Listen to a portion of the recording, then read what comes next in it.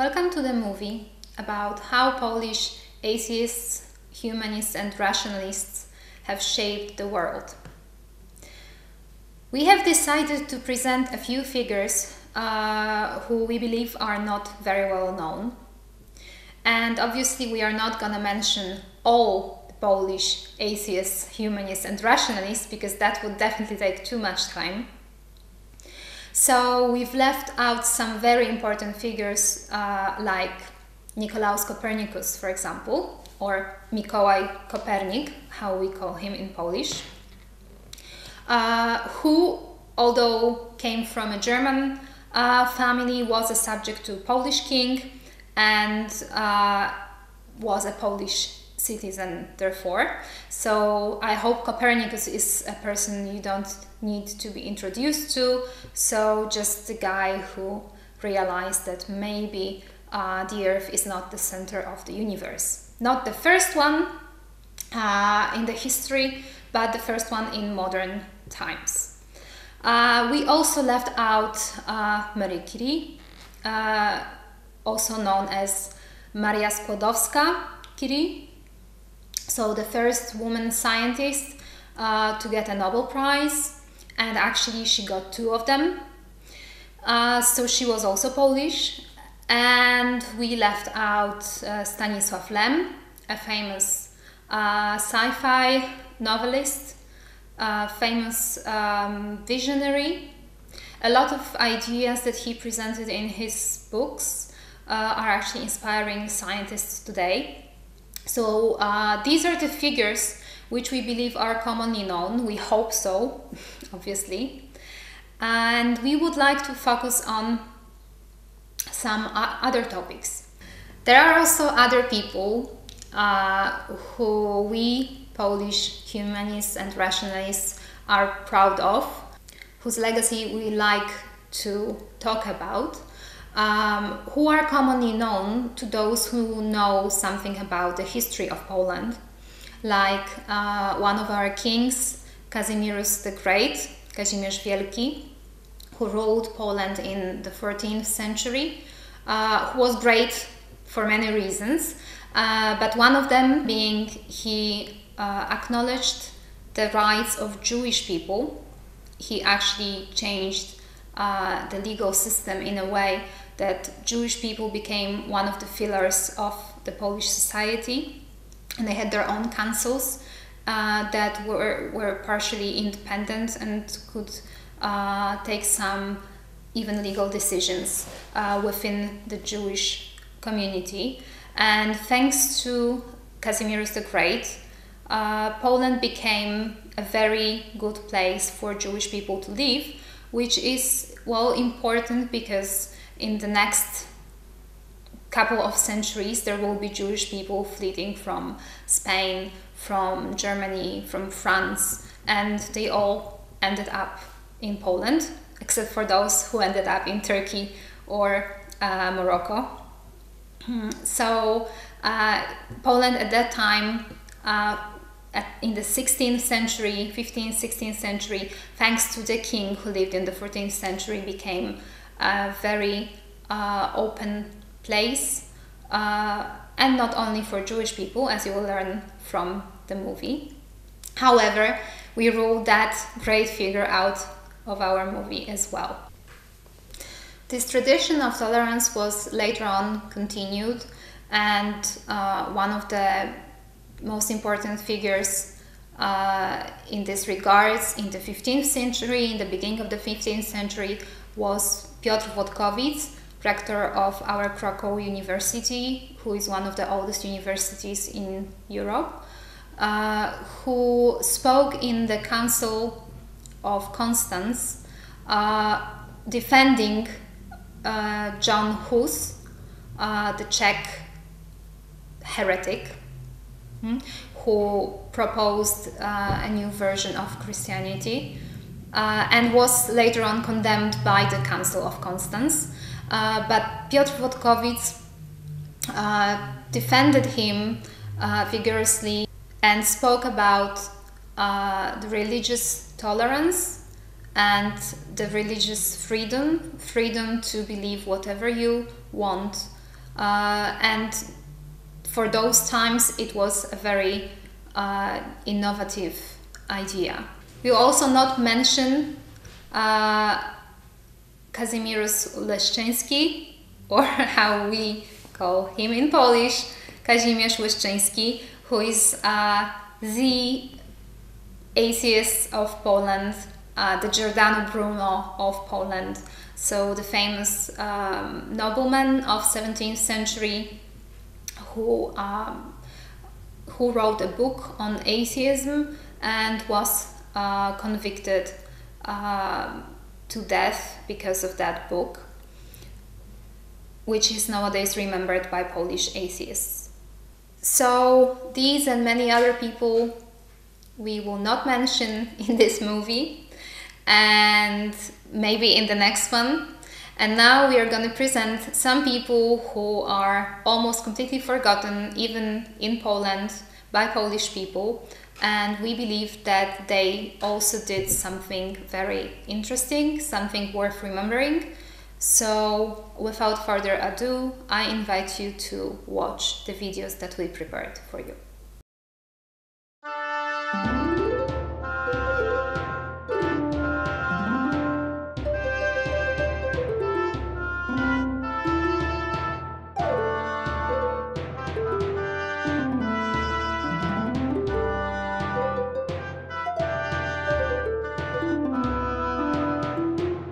Polish brethren, or Socinianists, or Arians, they are names which are completely unknown to Polish schools boys or to us, but nevertheless, in the last years, some of enthusiasts, of representatives of this schools or way of thinking, which I started to speak, namely Polish brethren, Socinians or Arians, started to write very important books about them.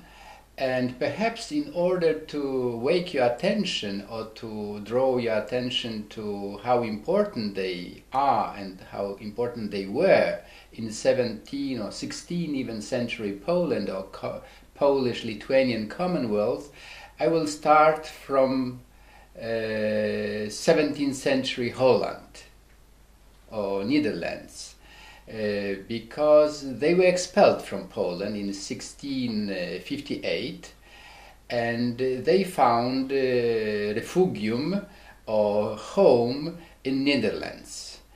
And it was a very important fact in the reception of their way of thinking, because exactly in Netherlands, in the half of 17th century, they were people interested in free thinking or in using our mind, our reason to resolve religious or ideological even problems.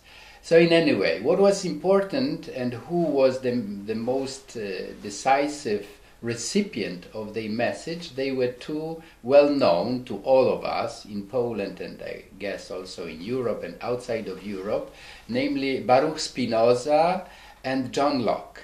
Yes, we have to speak about these two important thinkers who directly came in touch or in contact with the Polish brethren.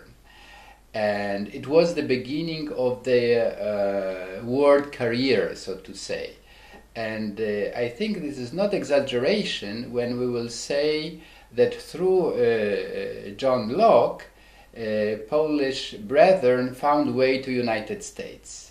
And today we have even Unitarians who are direct descendants of Polish brethren, who clearly recognized the genealogy of Polish thinkers from 16th and 17th century.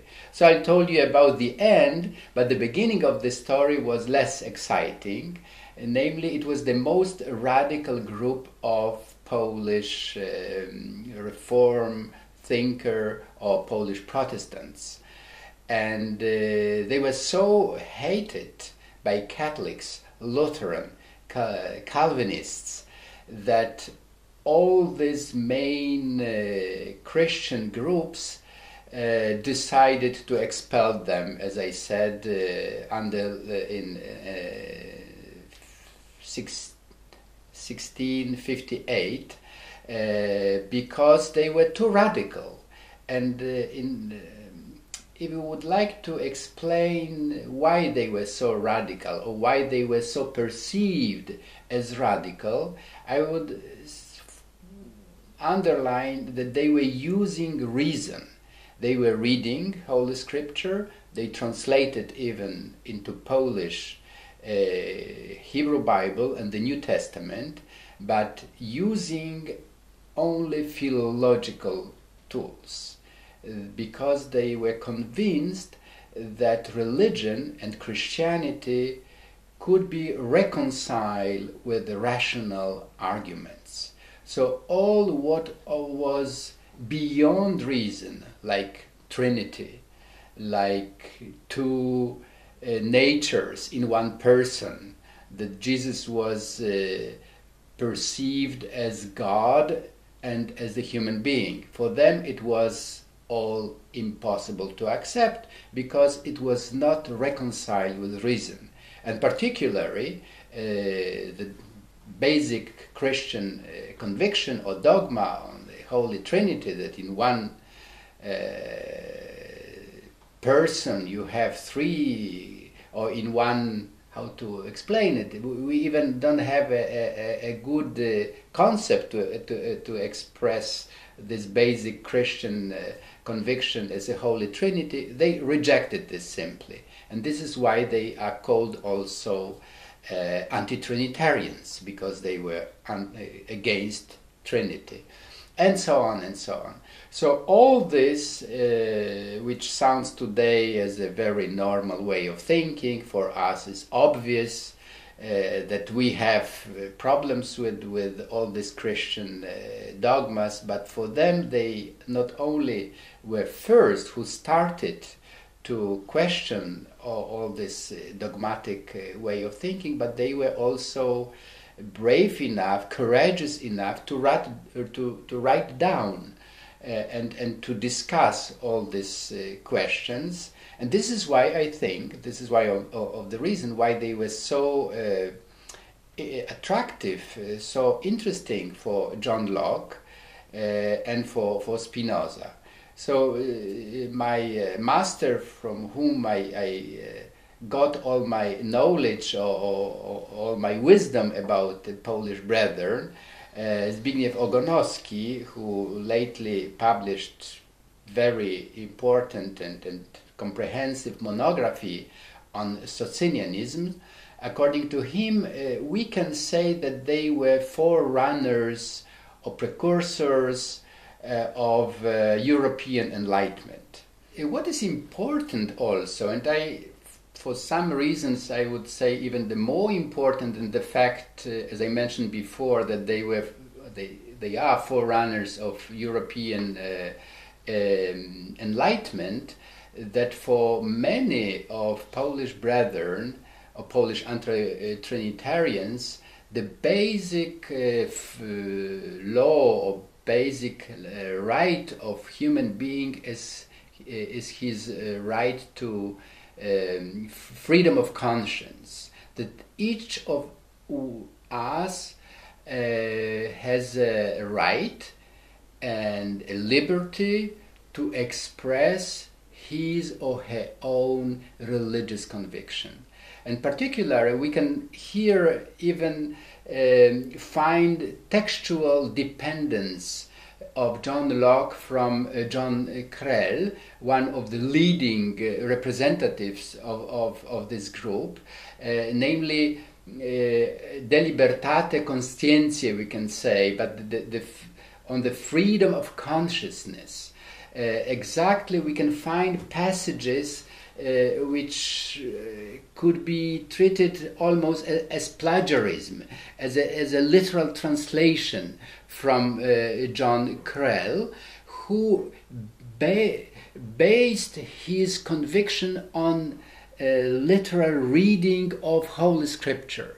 So it was not that, a very abstract way of thinking about, but he said, read carefully New Testament, and you will find that there's nothing wrong if we give to every human being a freedom to express his or her religious convictions. And it was revolutionary for Polish Catholics, and particularly for Polish Jesuits. It was the biggest heresy which you can imagine. How you can leave a person to express his or her own religious convictions.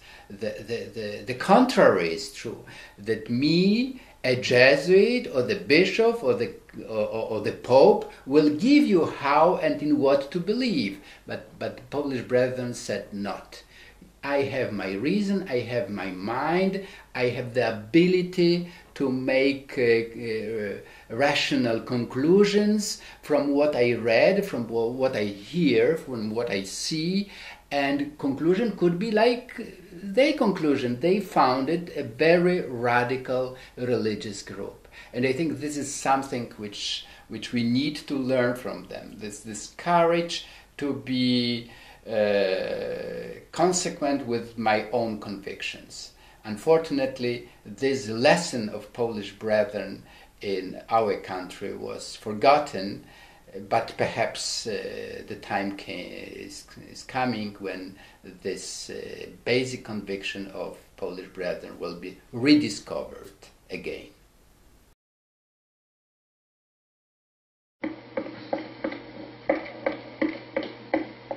A więc jednak wielki mistrz chce zostać księciem pruskim, a wy nie krzyknęliście zabrania? Wolicie wojnę? Nie! In the 16th century, Poland was one of the most tolerant places in Europe, maybe the most tolerant, because the people of many confessions lived together peacefully. But it changed in the early 17th century. It happened for many reasons. One of them was the problem with the power of the king. In the 16th century, mostly, Polish nobility, even the Polish nobility, thought about themselves in terms of Poles mainly, and noblemen later.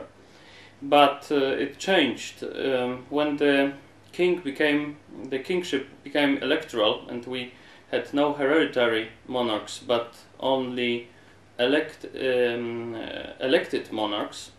Then the nobility became more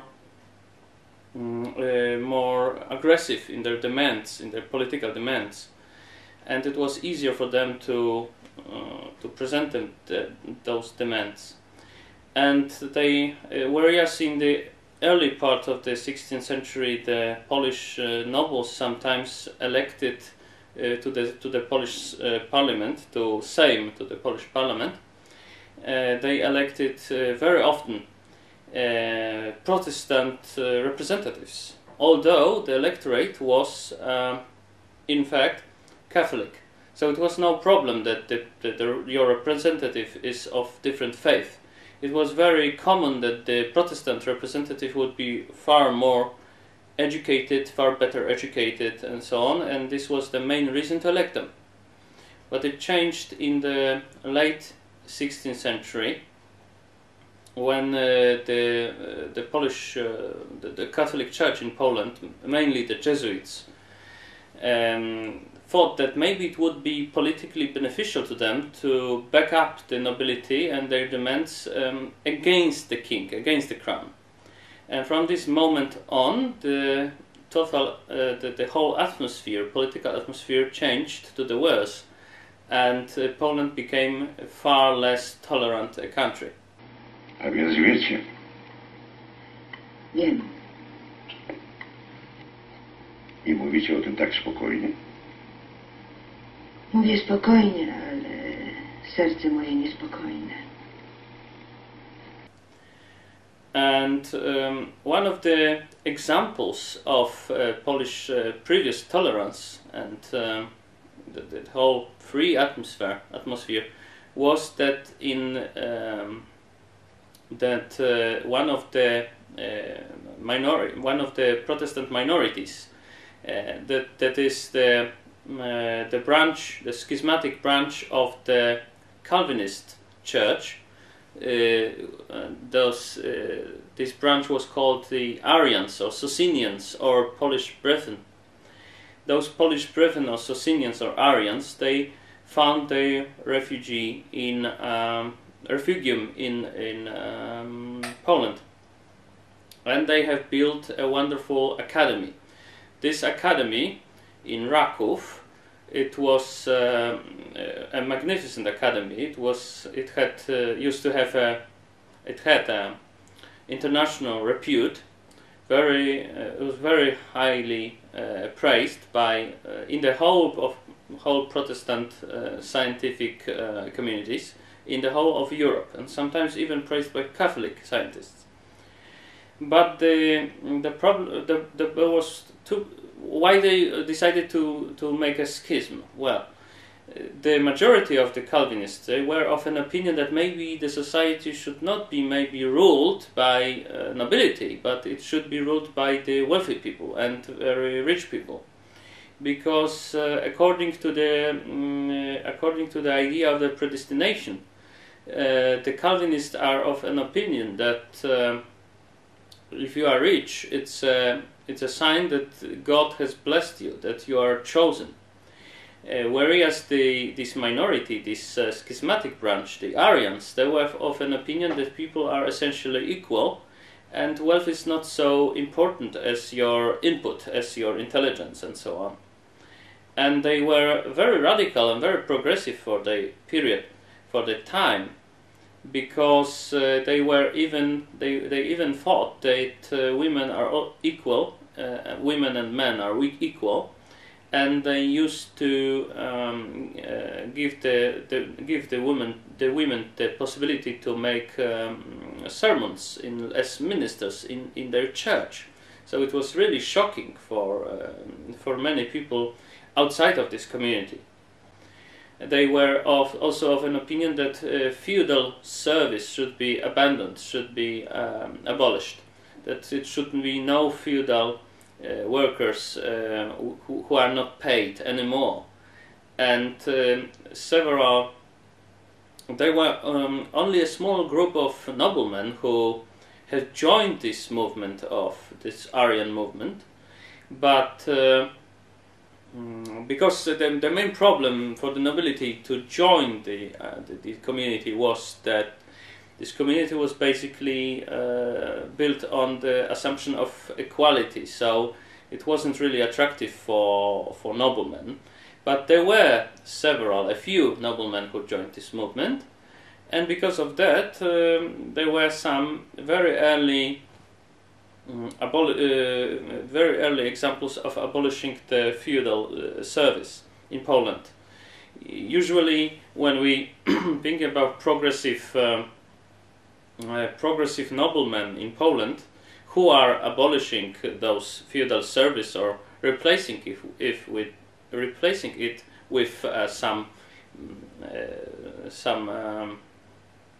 money regulations, not the physical service. We usually tend to think about 18th century, where there were several aristocrats who have supported the idea of abolishing feudal service. But we have already examples within the Aryan movement, within this Socinian movement. We have early examples of abolishing the feudal service. So it was really progressive. It was like 200 years ahead, and it was indeed 200 years ahead. The Aryans, they had women, the female ministers, and they had this general tendency of against feudal service. So they were very progressive. They were also very noted scientifically. I mean, they professors, of course, of the Raków Academy. They were very noted, had a very good reputation in Europe. But Alas, in 1638 this academy was closed. The Aryans were deprived of their academy. They could stay in Poland for about 20 years more, but they were deprived of their academy, which was really something like a pearl in the crown for them. So it was a terrible blow, but they still remained. The main problem was why the academy was abolished. One of the reasons was that there were so a little number of noblemen within the Aryan movement, so they were not protected by those who really held the political power in Poland, which were of course the noblemen, so the nobility. So if they were not backed up by nobility, so they were exposed to every political blow. And it happened. It happened many times. It happened again after the expulsion of the Swedish invasion in the 1658-1659. They were blamed again. They were blamed. The political elite in Poland was looking for some sort of scapegoat for this the poor Polish military performance during the Swedish invasion.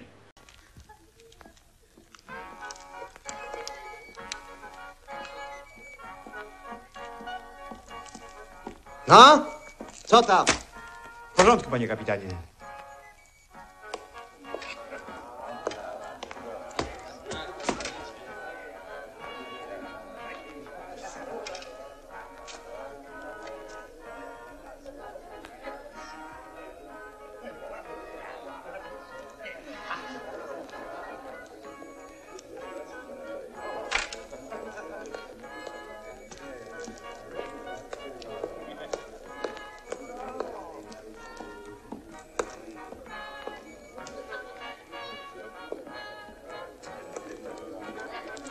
Fryderyk, Rusy. o wieczne czasy. Otwieraj.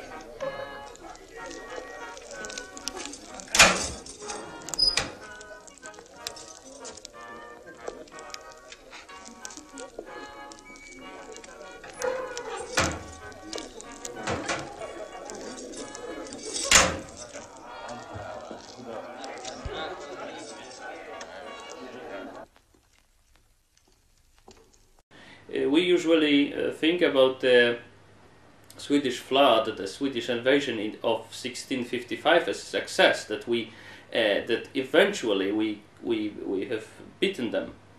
But it was very hard because they were backed up by Brandenburg and several other states, and up to 1657 the Brandenburg was still on the side of Sweden, and because they were because they had they got some territorial gains from Poland, they changed their view, and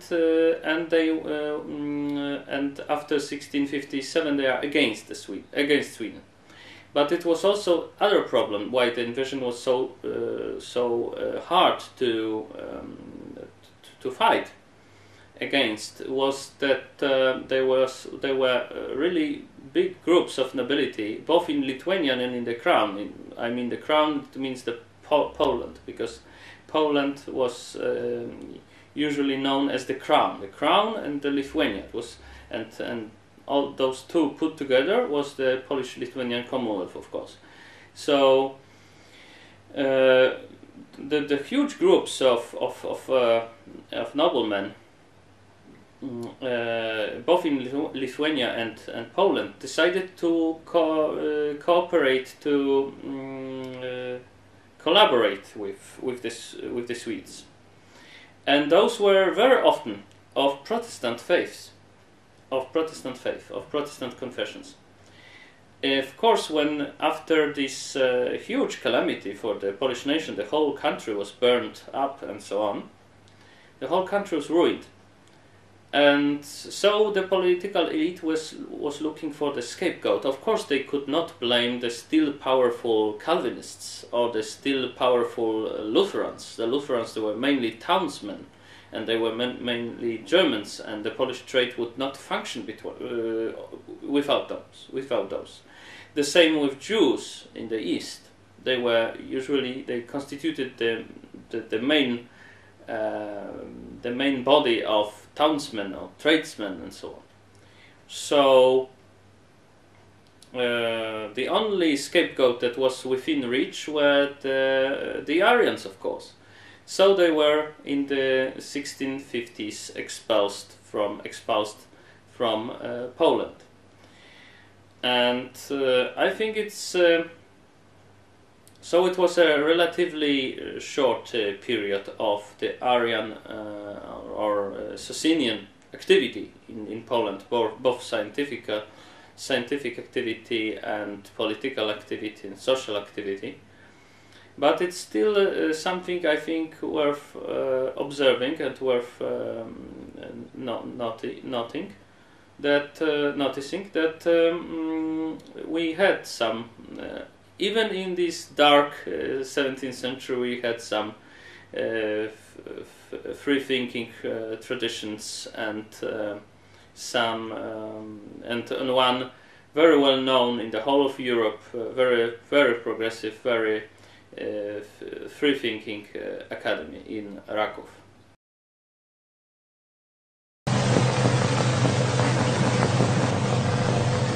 Ja, Tadeusz Kościuszko, przysięgam w obliczu Boga całemu narodowi polskiemu, iż powierzonej mi władzy na niczyj prywatny ucisk nie użyję, lecz jedynie i dla obrony całości granic, odzyskania samowładności narodu i ugruntowania powszechnej wolności używać będę.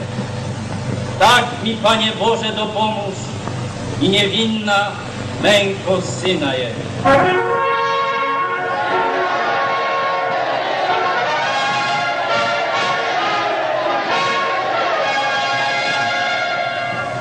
Tadeusz Kościuszko is known first and foremost as a military leader, both in Poland and in other parts of the world, and he is very well known indeed because he is sometimes called a hero of two countries, that is Poland and the United States, of course, because he was active in the United States during the war against the Brits in from the 1776 on, 1775 maybe on, and to 1783, and he was active as a military engineer. He invented the new types of. He was very well educated in this area, in this field, and he invented the new types of fortresses. He was really very productive in this capacity. So he is known as the engineer, he is known as the political figure, he is known as the military hero, but he's not so known as the political thinker. Сотни 100. A ile sotni? Dużo. Za 20 będzie. A dokąd was teraz Tornasów prowadzi? Patrz, Panie, pędzi, to i musimy iść. A korpus Denisowa daleko od was? Czert jego znaje. Już drugi dzień czekamy, a ich nie widać. Wyprowadzić.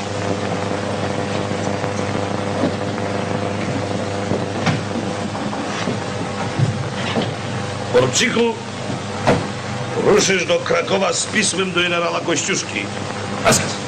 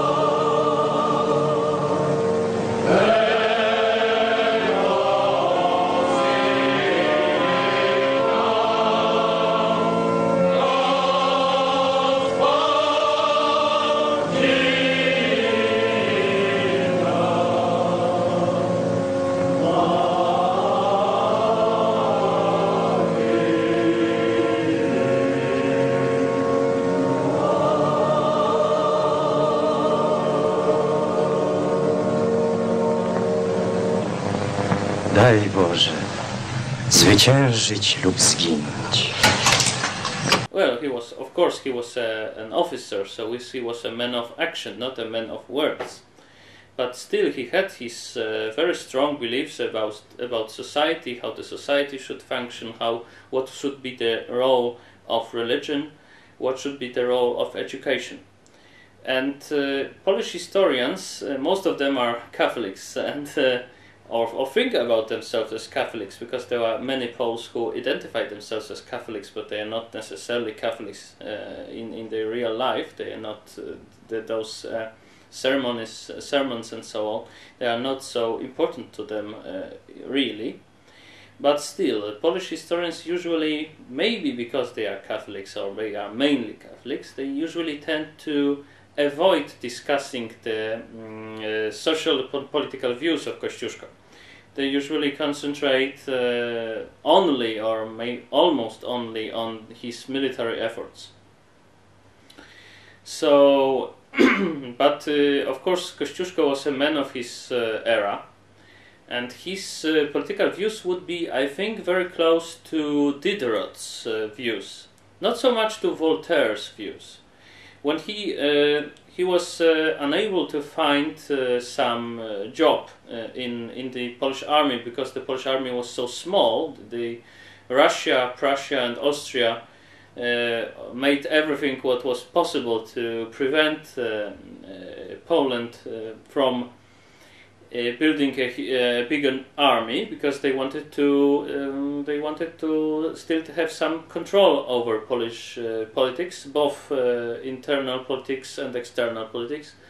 So they bribed Polish representatives in Sejm, in the Polish parliament, to stop building up new regiments, stop creating new regiments, new troops, and so on.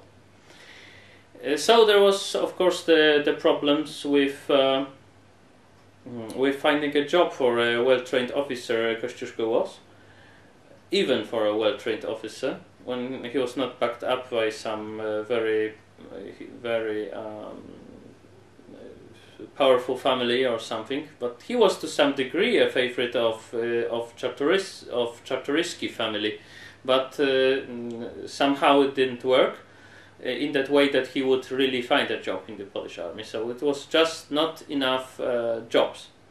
So he went to Dresden, to Saxony, but he wasn't able to find a job there either. So then he went to France, and France in the 1770s, in the mid-70s, was all about the Americans, all about colonists, all about freedom, all about this fighting for freedom and against the Brits, and this conflict between the colonists, the English and the British colonists, and the Great Britain itself. So he just thought that maybe he would find a job there, and he was his adventure was very different from, for instance, Lafayette's adventure, because Lafayette just went there to America in hope to find a job, in hope to be useful. Kościuszko was a very well-trained military engineer, and he was found by the Americans. He was wanted there, and he had all the papers and documents, and he was like crucial to the American military effort. Maybe not crucial, but very important indeed, because he was an expert for as far as fortresses and military engineering are concerned. So, while still in France, he just read what every educated man would read, like Voltaire's works, like Diderot's works. There was some difference between those two, because Voltaire was a typical representative of the first generation of the French philosophers, and he was still very distrustful of the populace. were very distrustful of the common people, and he was very elitarian and so on, elitary. And Diderot was rather more democratic, we would say, or however to put it. He was more democratic, and he was a representative of the second generation of philosophers, those who gave a very powerful response to this American example, and those who he was a representative of those philosophers who were so much inspired by the American Revolution, as Diderot was, and of course Kościuszko was too, and that's why he went there and he saw the American society, which was built on an assumption that it's not your birth the class in which you are born is to decide your future fate and a role in the society, but your talents, your intelligence, and so on.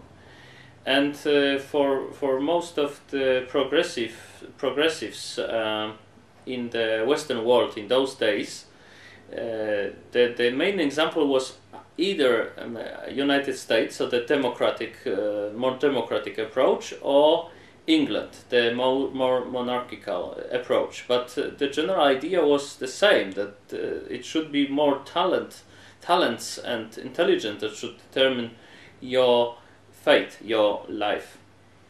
And Kościuszko went to America, and he saw this new republic, the new ideals. He saw them realized.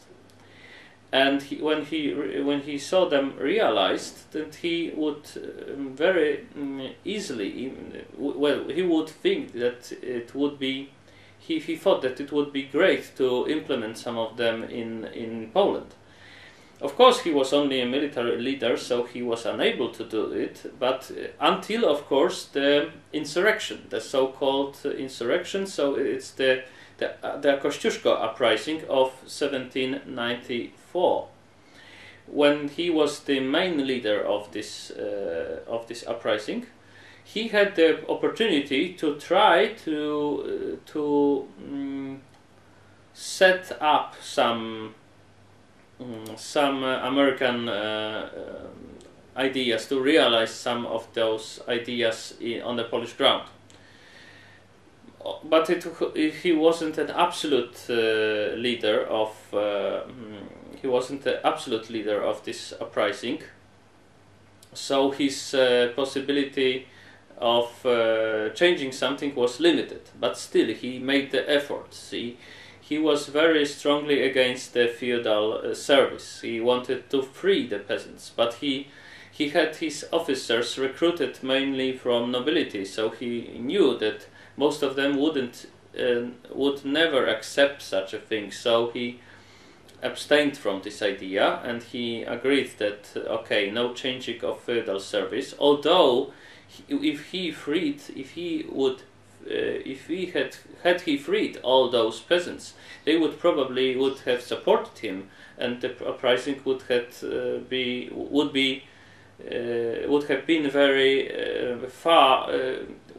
been far stronger in number and so on. But he didn't do it because of this opposition within his ranks, within his group of officers.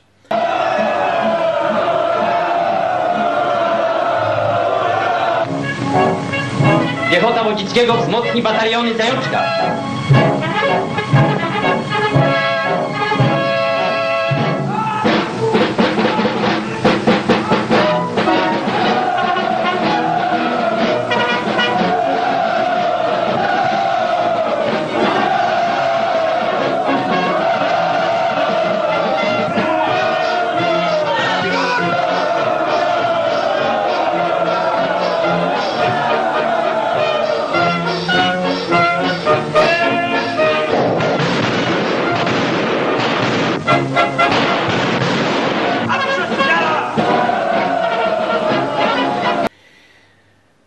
So he also wanted to be very utilitarian, very practical about everything. So he did what the most of the armies did in the 18th century. So he melted down the bells, the church bells, and made cannons, the cannonballs from it. But it was a usual procedure. But he wasn't really like asking for it. He was like demanding those. So he wouldn't take any excuse from the clergyman. He wasn't. He never was openly against the clergy in Poland, but he was against the religious intolerance, to course. He accepted people of very different faith and confession to his army, and he, as far as he could, he implemented all those American democratic liberal ideas. He could whenever he could and wherever he could. So. He was of an opinion that the education of when I speak about people of different faith accepted in his army, we could mention Berek Joselewicz. Berek Joselewicz was an officer. He was of Jewish origin, and for Kościuszko he was very strongly for Kościuszko. He was very huge adherent of Kościuszko, and he even created the whole regiment, the whole Jewish regiment that fought on the side of Kościuszko, within the Kościuszko army. So it wasn't like just only talk and airy-fairy ideas and no real action and realization. Those ideas, whenever and wherever he could, were realized by Kościuszko. So Kościuszko had a very strong views about education, or how the Polish people, how any people should be educated. And he was of an opinion that the best education is the national education. The best thing is to create the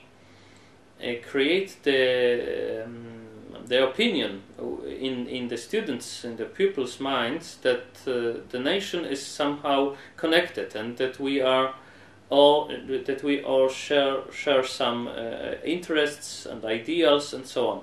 And he thought that dogmatic religion was a force working against it, and he himself was an deist or atheist. We are not sure whether he was an atheist more or a deist. Maybe he wasn't so sure himself, but he wasn't so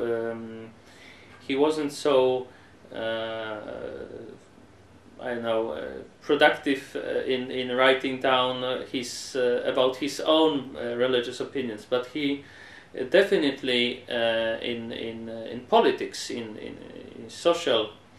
As far as social conditions are concerned, he was in favor of the so-called natural religion, as many of the intellectuals and the members of the intellectual elite in the 18th century were. The natural religion, it would mean that of course there's some God or some force ruling the world, or maybe it isn't, but maybe we would accept that it is, but surely it's not this petty God who is like invented by the churches and so on. So not this petty man over the cloud with the beard and with all those dogmas. Of course not.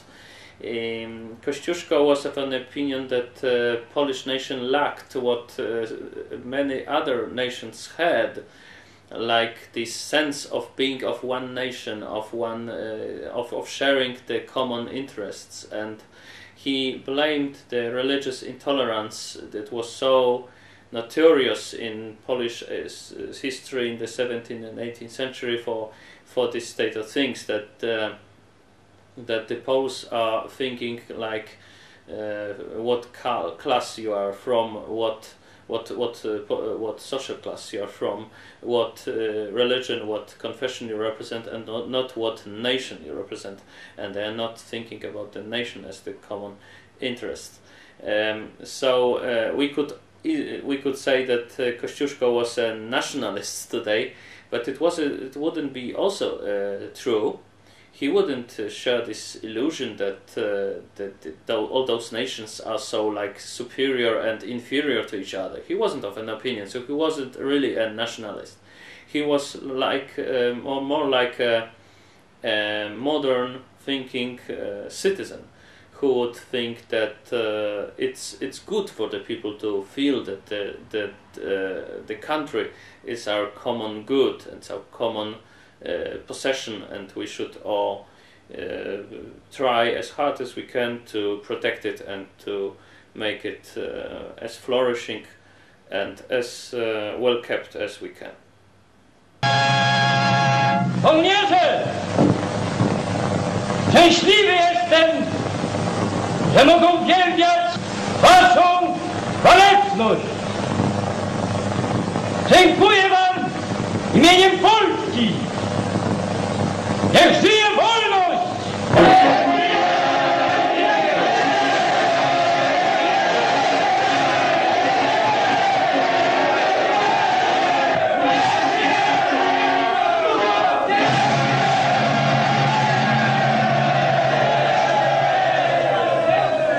Bracia, męstwem i krwią przelaną podpisaliście waszą wolność. Twierdzam, jako wolni jesteście i równi najprzedniejszym w narodzie obywatelom. Waszą kosynierską gromadę mianuję honorowym regimentem grenadierów krakowskich.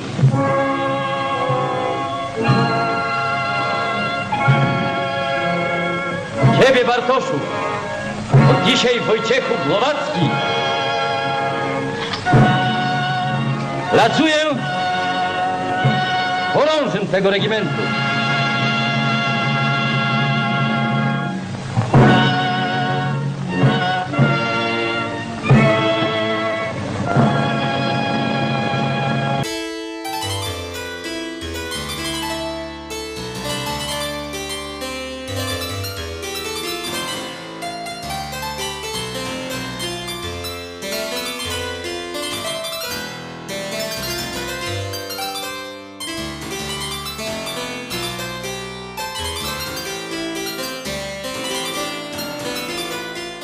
Hello, my name is Bill Cook, and I want to speak to you a bit about one of Poland's greatest daughters, Ernestine Rose, as she's known in the English-speaking world.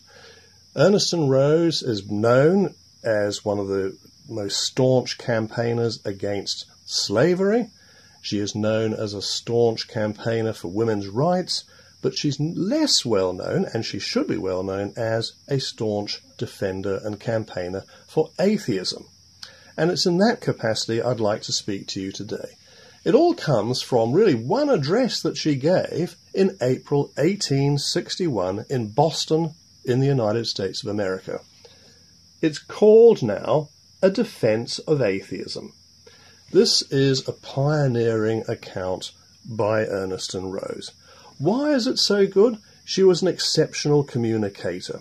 She spoke to very large audiences throughout the United States. She was a gifted speaker, and people remembered her for decades afterwards. We, of course, only now have her written accounts, but I think we can still get a sense of her power and the power of her mind, as well as the power of her rhetoric, from this account, A Defense of Atheism. So, most of the people, when they speak about Rose, talk about her debt to Robert Owen. Now, that's very correct. She did have a large debt to Robert Owen, but there are other interesting intellectual origins that we can see in her account of atheism as well. We can see the importance of Baron Holbach, whose book A System of Nature was very influential for naturalist and materialist thinking. We can see the influence of Alexander Humboldt, whose talk of the interconnectedness of nature is crucial to understanding Ernestine Rose.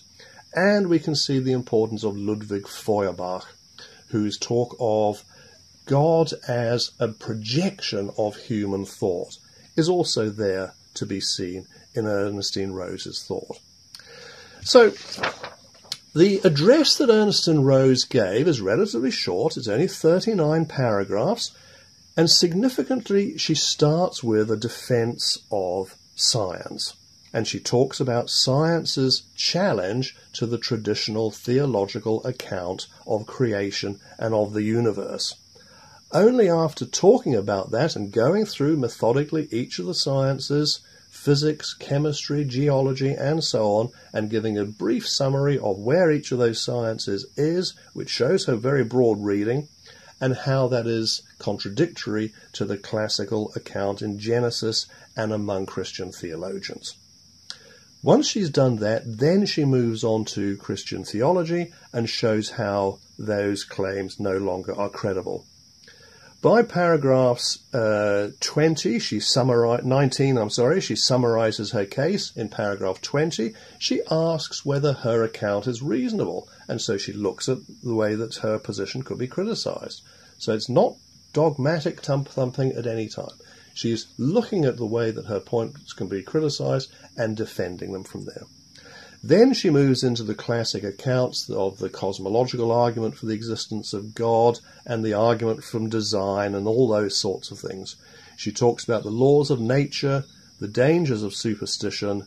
She deprecates the notion of the universality of religion, that we're all somehow religious in some way or other. And she finishes by showing that morality is independent of religion. These are facts that we pretty well take for granted now, but they really had to be argued for strongly in the 1860s. One of the clear claims that he's talking about is to say that everything, and this is her following both Holbach and Humboldt, everything is a product of nature. Everything is interdependent.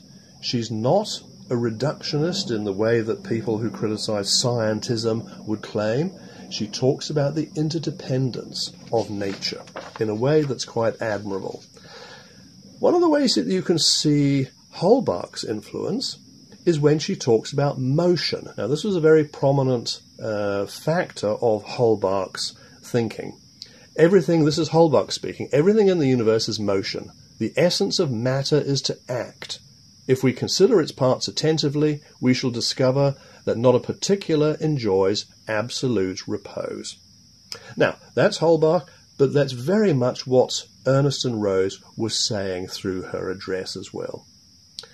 When it comes to the uniformity, the regularity, and the interdependence of nature, which is another significant part of Rose's understanding of science, which she has taken largely from Alexander Humboldt. With respect to chemistry, she calls that nature's great laboratory. She then goes on to talk about the indestructibility of matter and its inherent property, motion. Moving on there, she looks at what Feuerbach talked about. In describing God, he delineated his own character. The picture he drew represents in living and ineffaceable colours the epoch of his existence, the period he lived in. That's Rose speaking as she talks about how God is an invention of humans, as we have arrogantly assumed that our importance justifies a God. Ignorance, she says, is the mother of superstition. So, having given an account of the sciences from Holbach, from Humboldt, and from Feuerbach, she's ready to go into the theological criticisms. So, with respect to the universe, Rose asks, the mere fact of its existence, the universe's existence, does not prove a creator, which so many theologians had argued. Then how came the universe into existence? We do not know. But the ignorance of man is certainly no proof of the existence of a God. Yet upon that very ignorance it has been predicated and maintained. So again, there's no arrogant declaration of knowledge that she has no position to, no way of defending. But she's criticising the Christian argument from ignorance. What we don't know, therefore we must fill that space in with a God. She's not having any of that, quite rightly. What is intelligence, she asks. It is not a thing, a substance, an existence in itself, but simply a property of matter, manifesting itself through organisations. That is so reminiscent of Humboldt, and later on Bertrand Russell would have loved that. Looking at the argument from design, she says, everything is wonderful, and wonderful just in proportion as we are ignorant. But that does not prove design or designer. But did things come by chance, I am asked? Oh no, there is no such thing as chance. It exists only in the perverted mind of the believer, who, while insisting that God was the cause of everything, leaves him without a cause. So she's not prepared to take this binary that so many theologians like of, if it's not God, it must be chance. Not prepared to do that. At this point, having established her position quite well, she has a wonderful piece of rhetoric, the sort of thing that you imagine she would be saying in so many of her addresses. I'll read it to you. She asks, is the world saved? Saved from what? From ignorance? It is all around us. From poverty, vice, crime, sin, misery, and shame? It abounds everywhere. Look into your poorhouses, your prisons, your lunatic asylums. Contemplate the whip, the instruments of torture and of death. Ask the murderer or his victim. Listen to the ravings of the maniac, the shrieks of distress, the groans of despair. Mark the cruel deeds of the tyrant, the crimes of slavery, and the sufferings of the oppressed. Count the millions of lives lost by fire, by water, and by sword. Measure the blood spilt, the tears shed, the sighs of agony drawn from the expiring victims on the altar of fanaticism.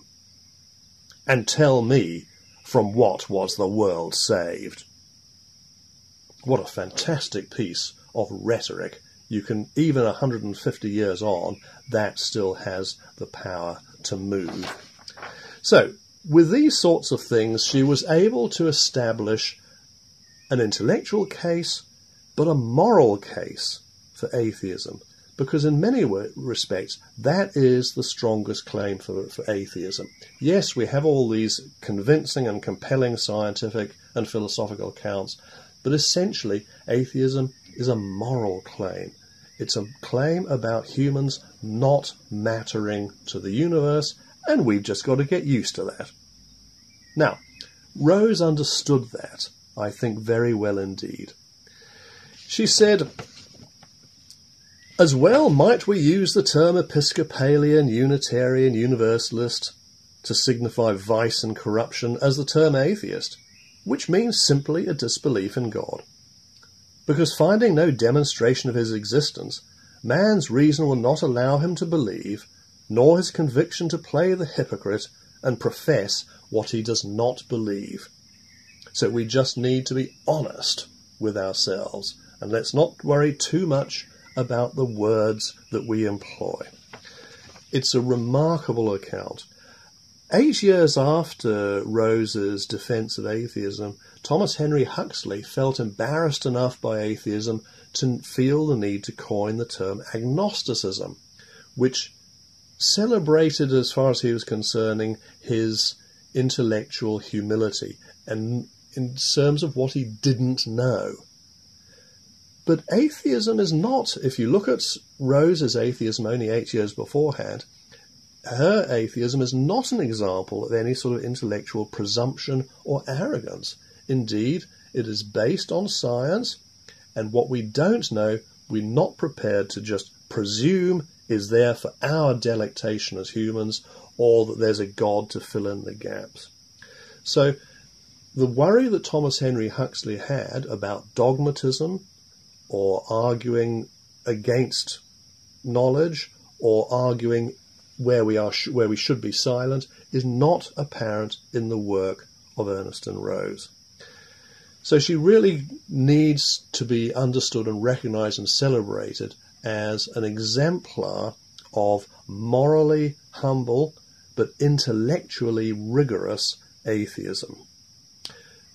Maybe the only place that she could be slightly criticised, and you need a large dose of hindsight to do this, at the very end of her address, she says, "Though I cannot believe in your God, whom you have failed to demonstrate, I believe in man. I have no faith in your religion. I have faith, unbounded, unshaken faith, in the principles of right or justice and humanity." Now, that's a fine piece of rhetoric, but I'm a bit uncomfortable with talking about faith in man. I think we need to be not doing that in the 21st century, but it's hardly reasonable to be blaming Ernest and Rose for saying that 150 years ago, before thinking in these terms had become apparent. So, Ernest and Rose is a very, very noble champion. She's a noble champion of the abolition of slavery, of women's rights, and of atheism. And people born in Poland should be proud of this Polish-born, free-thinking, pioneering woman. So thank you very much for listening to me. I hope this has been useful to you, and enjoy the rest of the time. And remember, Ernest and Rose, a free-born Polish champion. Thank you very much indeed. Goodbye. Genocide is a new word combining the Greek word genos meaning race or group, with the root of the Latin sidere meaning to kill. Dr. Raphael Lemkin, who is a professor of law at Yale University and specializing in teaching matters about the United Nations. Dr. Lemkin is the man who created the word genocide. Dr. Lemkin, could you give us a little background on how you came to be interested in this genocide? I became interested in genocide because it happened so many times. It happened to the Armenians, and after the Armenians, Hitler took action. So Raphael Lemkin is one of the most distinguished Polish jurists, one of the greatest Polish legal minds. He was the author of the groundbreaking concept of the crime of genocide, and the main architect of the Convention on the Prevention and the Punishment of the Crime of Genocide adopted by United Nations in 1948. He was born in a small village in Bezwodne. This is now the part of the Belarus, but before the Second World War it was the part of Poland. He was born in a Jewish family. He was a Jew, and his Jewish origin shaped his future in a great way, because at that time, so at the beginning of the 20th century, there was a lot of Jewish pogroms in that territory, so he wrote that he always remembered this atmosphere of the fear.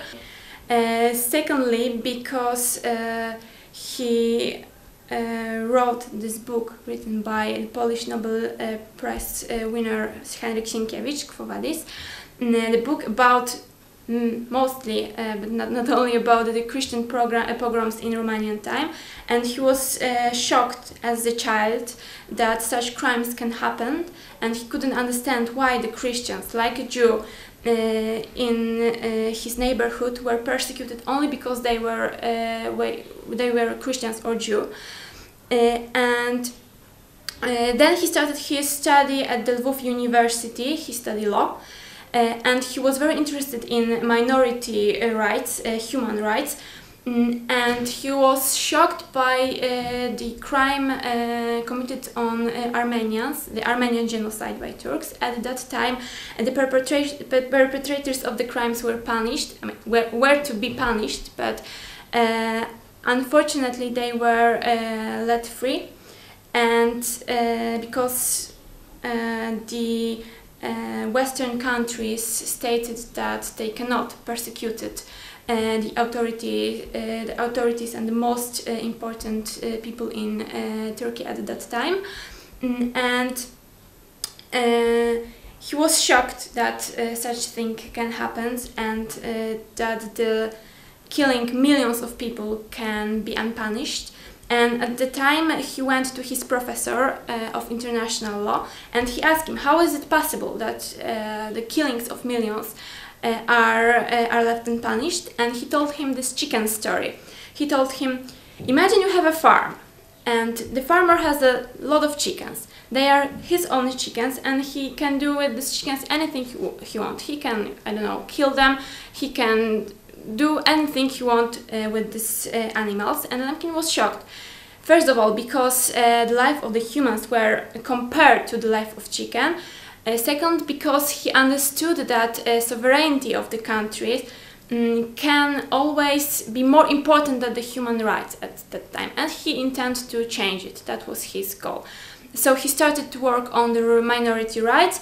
He started to work on the problem of violence against special social groups.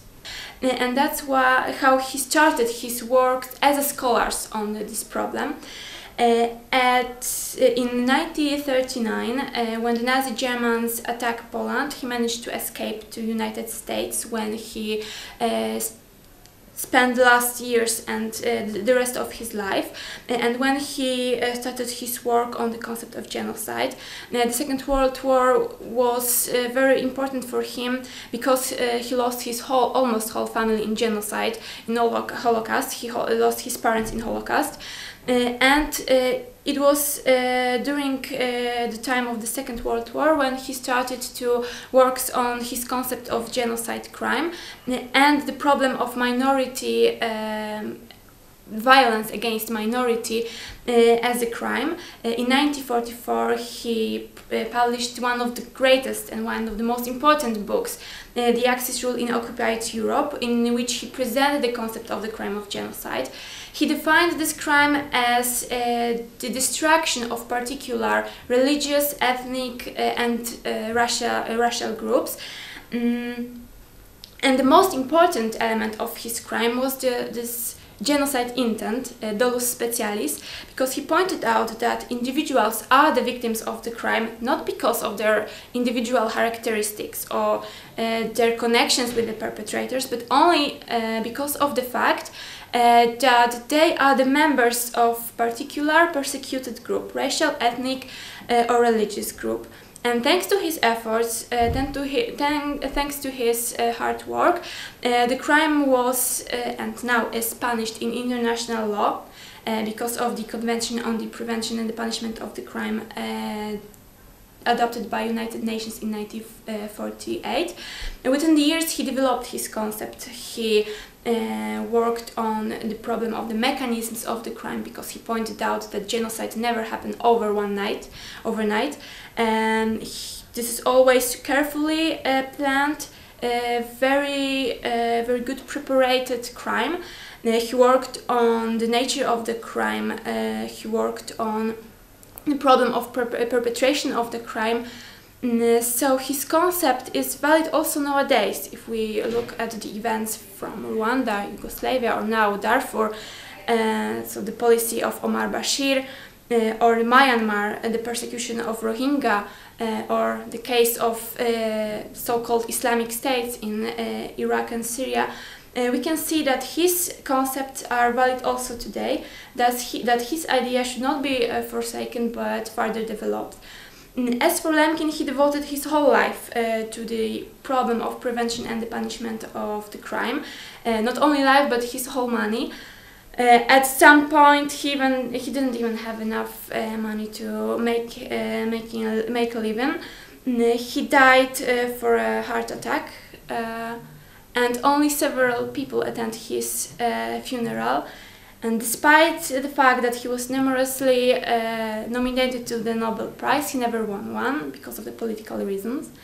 And I think, in my opinion, that his ideas are, as I said before, valid also today, and that we should remember about it, that we should research it, and that we should try to apply his ideas in contemporary world also.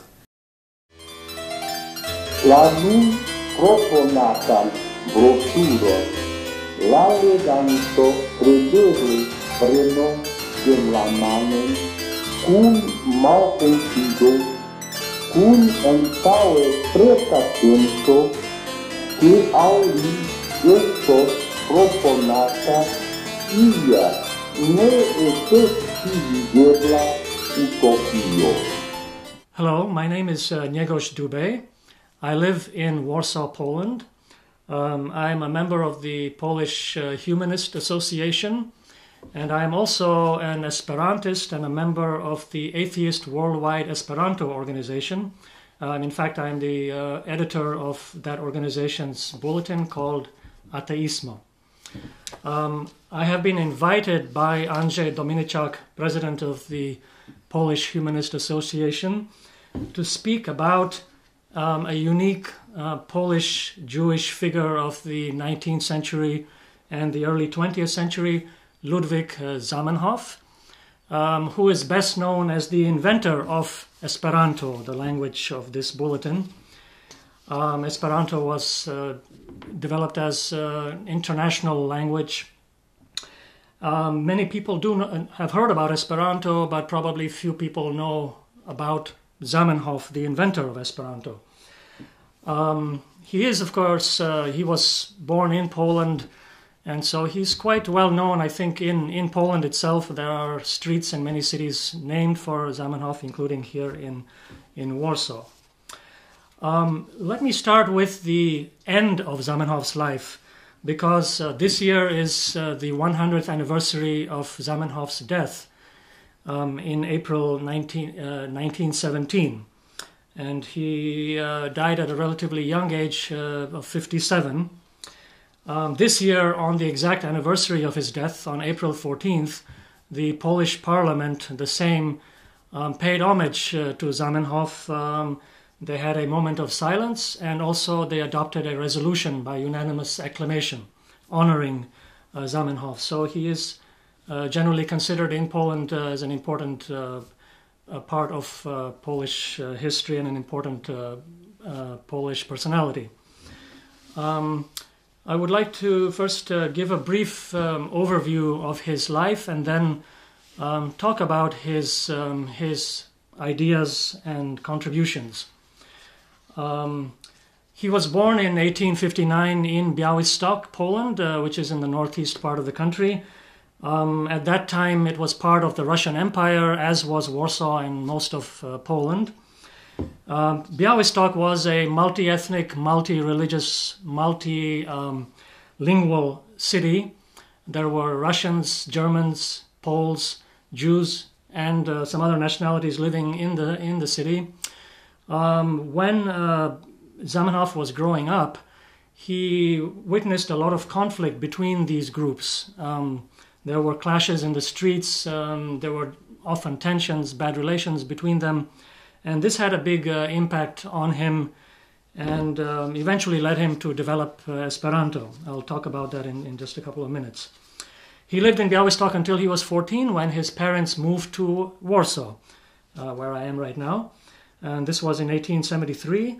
When he came to Warsaw, he continued his studies in high school, or gymnasium, as it's called in Poland. And in about 1875, when he was around 16 years old, he began working on his own language. He got the idea that one way to help solve conflicts between ethnic groups of the type that he observed in Białystok was for them to have a common, neutral language. And so this became his mission at the time, and he began working on this language. And in this effort, he was helped by his own knowledge of languages. He spoke Russian, Polish, German, Yiddish, and also studied French, Latin, and Greek in school. Also, he knew some Hebrew from attending synagogue with mainly with his mother, and Hebrew was taught also in the context of the synagogue that he attended.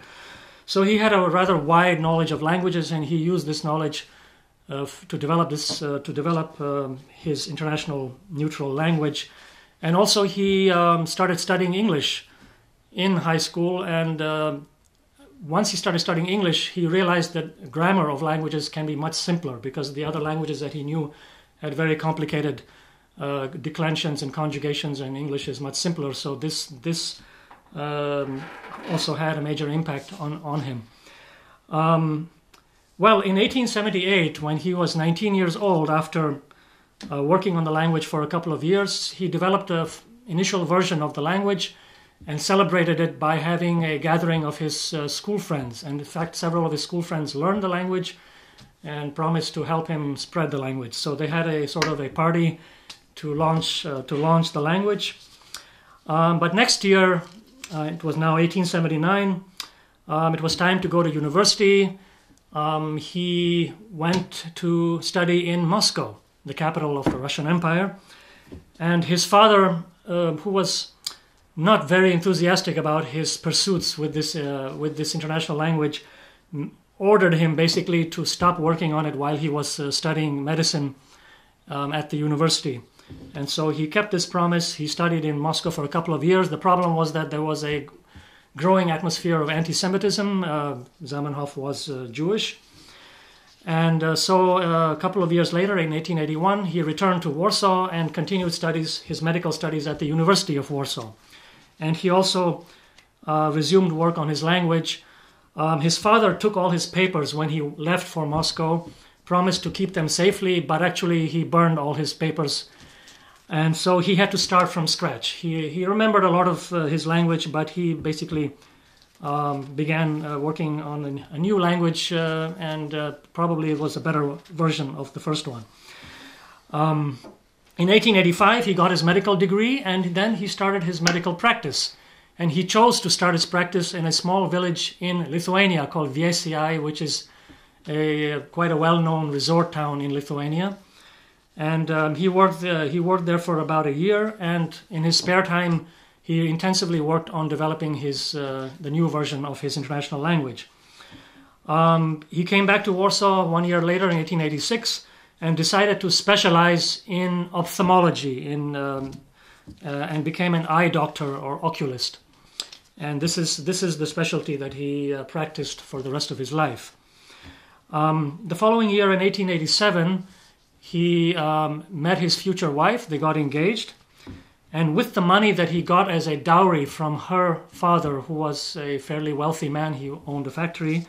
With this dowry, he published the first book introducing Esperanto to the world. It was not called Esperanto yet. I will just explain that. It was called Lingvo Internacia, international language. And he published this book under the pseudonym Doctoro Esperanto, which means Esperanto means person who hopes. Esperi is the verb for hope. So he did not use his name Zamenhof. He used the name Doctoro Esperanto. But soon enough, the language became known as the language of Esperanto, and the language itself became Esperanto simply. And that's the story of the name of the language. In the meantime, he moved about. He was living in Warsaw. Then he moved to Grodno, which is now in Belarus, and was there for several years practicing ophthalmology. And then came back to Warsaw in 1898 and lived there for the rest of his life until he died in 1917. So he lived in Warsaw after that for nearly 20 years. In that time, besides practicing ophthalmology, he worked to spread Esperanto. He did a lot of translating into Esperanto, for example, the whole Bible, the Old and New Testament, a couple of Shakespeare plays, including Hamlet, a lot of poetry, and he himself wrote some original poetry in Esperanto. And then he was busy with developing the movement, and he attended the World Esperanto Congresses. The first one was in 1905, and he attended all the subsequent ones until 1913. When the First World War broke out, the Congresses were suspended. And so the last Congress that he attended was in 1913. Now, getting back to his ideas and contributions. Now, I've already mentioned, obviously, that he created the language known as Esperanto. But his idea was, of course, not simply to develop a practical tool to help people communicate. Because of what he had witnessed in Białystok, he developed this idealism of world peace and brotherhood, and he wanted to see, for him, as the international language was a tool to promote brotherhood between peoples around the world. So this was his overall vision. And this was part of his wider vision, and the language was a tool in this vision. And in fact, he encouraged the Esperanto movement to follow something called the interna ideo, which means the internal idea. The idea being that Esperanto is more than just a tool of communication. It is an instrument, for just what I've just said, an instrument for peace, brotherhood, for justice, and for equality of peoples on the basis of a common neutral language. And this idea is still quite strong in the Esperanto movement, and it's something that attracts a lot of people to Esperanto. There are people who are attracted to Esperanto because they see it as an easy language, easy to learn, and it helps in traveling and communicating with people from different countries. That's one side of it, but there is also the idealistic side, which he himself encouraged and which was very important to him. But less known about Zamenhof is that he didn't only seek to promote a universal language. He was also interested in developing a universal religion.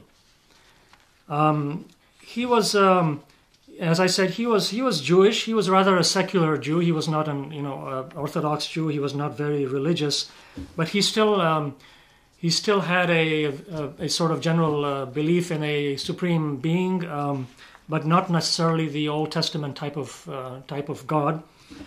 And observing the conflicts between different religious groups, he also thought that it would be important to have some sort of a universal bridge religion, a sort of, if you will, an Esperanto of religions.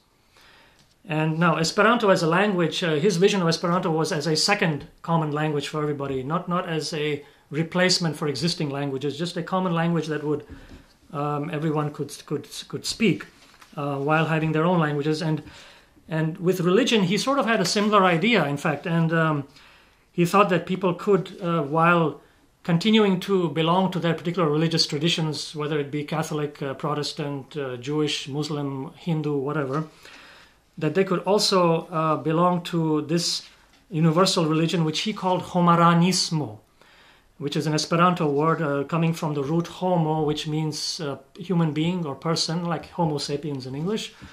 And homaro means humanity.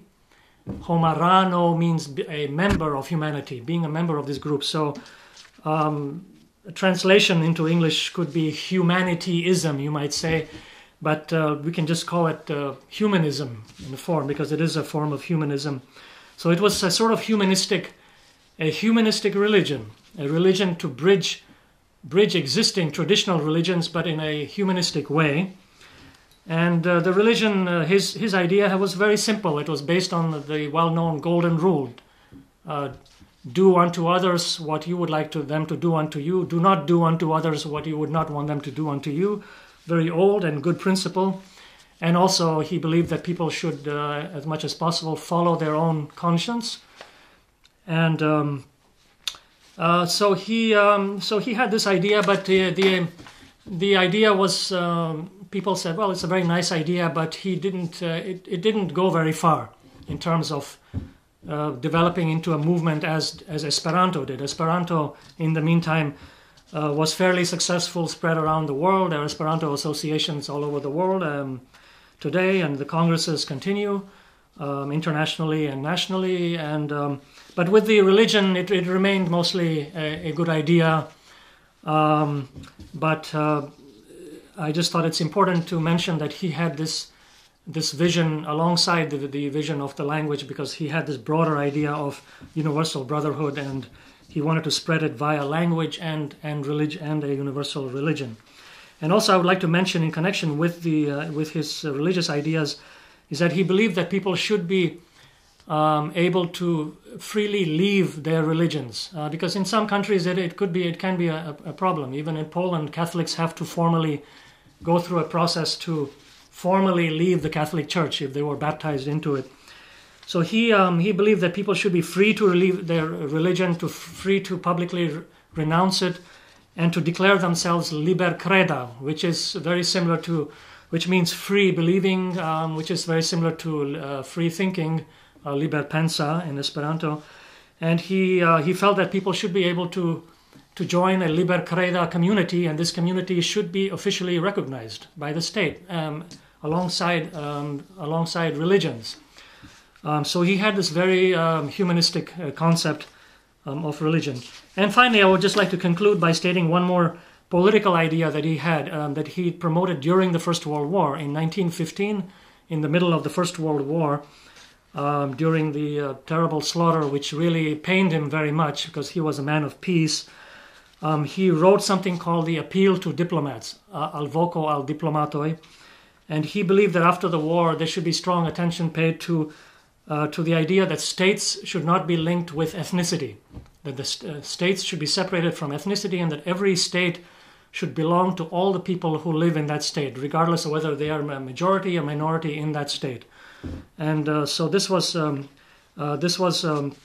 vision that he tried to promote also, and he also believed that eventually there should be a united Europe, a United States of Europe idea. So, but these were ideas that came out during a time of war, and unfortunately, those ideas have not gone much further than that. Thank you very much.